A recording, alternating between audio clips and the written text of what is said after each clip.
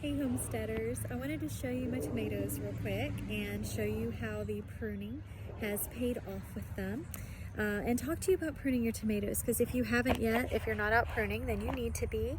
So here are my tomatoes. They got a good solid rain yesterday. They haven't today, but they are looking really pretty. They are loaded with blossoms. So I know you can see all of those. They're everywhere.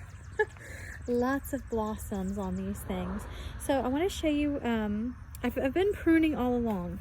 I want to come down here and I want to show you from the base what it looks like all the way down with them having been pruned. So you can see how high, how many branches I cut here, here, here, here, here. So when you're pruning your tomatoes, you always want to cut off all the branches that are below the first blossom line.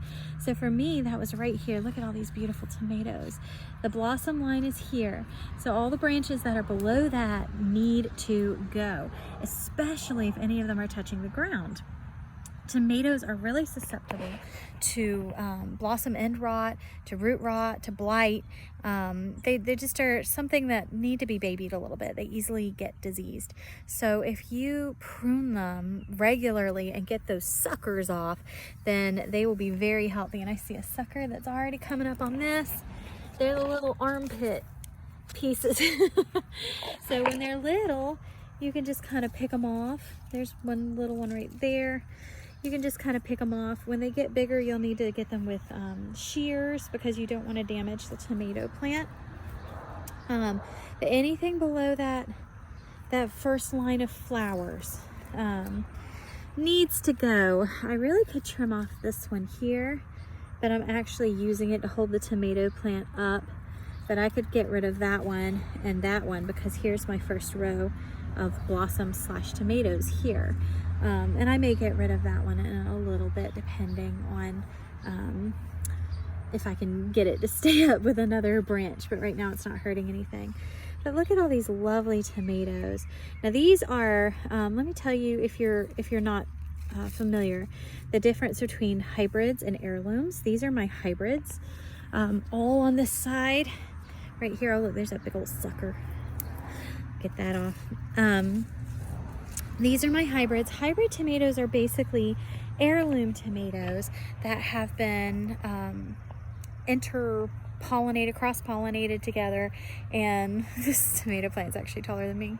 Boop. But they've been cross-pollinated with each other. So one type of heirloom cross-pollinated with another type of heirloom creates a hybrid. And then that one is cross-pollinated with another heirloom, which is another type of hybrid.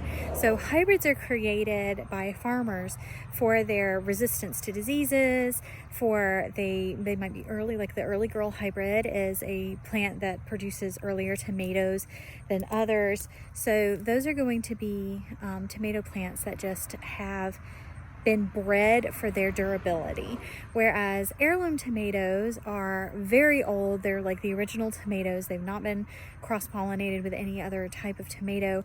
They have stories, like this type of tomato comes from Israel and this type of tomato was found in the Pacific Northwest, and so they have like stories behind them. Heirloom seeds are very valuable seeds because they are basically purebreds, like a dog. So your hybrid tomatoes are basically like a mutt tomato and your heirloom tomatoes are purebreds or thoroughbreds. So that's the only difference. You don't get GMO plants. So hybrids are not necessarily a lesser form of tomato. The stores are not allowed to sell GMO plants for home gardening, so you don't have to worry about getting something that is GMO or whatever.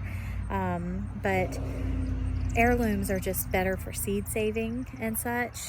You can seed save from hybrids. You can seed save from what you get in the grocery store, but heirlooms are going to be better germinators and more prolific plants. So I want to show you my my heirlooms. This one is probably now, it's in a 17-inch planter, mind you, but this one is well over my head.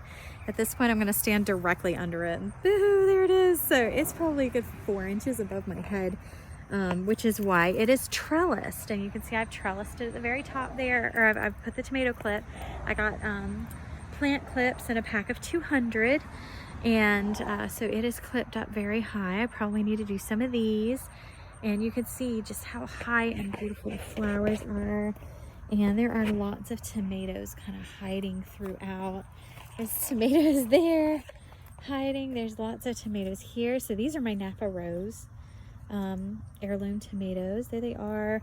Basically, when these come in, we're going to have a massive, massive harvest of tomatoes. But I am really proud of them. Look at all these down here. Aren't they lovely? And it smells so pretty. I just love my tomato plants.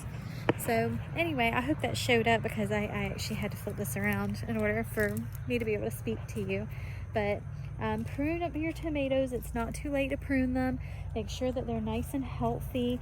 If you get some plant clips, Amazon has them. I think they're called plant clips. $200 or $200, 200 pieces for like $11. $200 would be a lot. And I'm going to plant clip this one up, but they just help the plants to grow nice and big and tall and more vigorous and healthier. And make sure you're pruning. Look, that's a little bit too, that's above the line, but I'm going to clip the end of that because I don't want that leaf to be touching the ground and to get diseased. So blessings on your harvest. I hope it goes well, and I will see you in another video. Fare thee well.